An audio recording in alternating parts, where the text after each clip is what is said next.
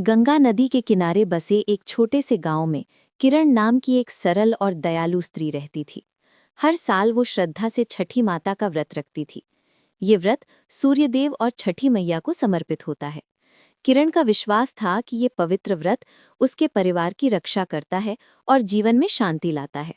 पर इस साल हालात कुछ अलग थे। उसके पति रमेश की नौकरी चली गई थी और उनकी छोटी सी दुकान भी ठीक नहीं चल रही थी। फिर भी किरण ने निश्चय किया कि वो व्रत अवश्य रखेगी, पूरी श्रद्धा और सच्चे मन से, चाहे उसके पास चढ़ाने को बहुत कम ही क्यों न हो। 3 दिनों तक उसने अन्न जल का त्याग किया, बड़े मन से ठेकुआ, फल और शुद्ध प्रसाद तैयार किया। संध्या अर्घ्य के समय वो अन्य स्त्रियों के साथ नदी किनारे पहुंची। उसकी बांस की टोकरी में प्रसाद भरा था। अस्त होते सूर्य की सुनहरी किरणें पानी पर चमक रही थीं। किरण ने दोनों हाथ जोड़कर प्रार्थना की, छठी मैया, मेरे परिवार को शक्ति दो। मैं धन नहीं मांगती, बस सुख शांति और स्वास्थ्य चाहती हूँ।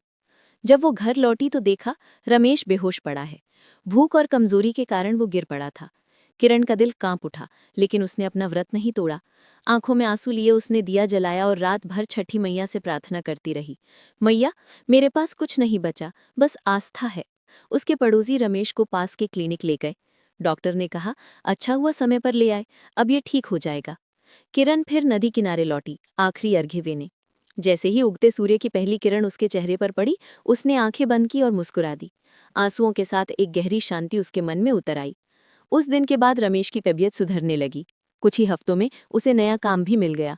धीरे धीरे परिवार की परेशानियां कम होने लगी। किरण जानती थी ये कोई चमत्कार नहीं, बल्कि उसकी श्रद्धा, धैर्य और छठी मैया की कृपा का फल था।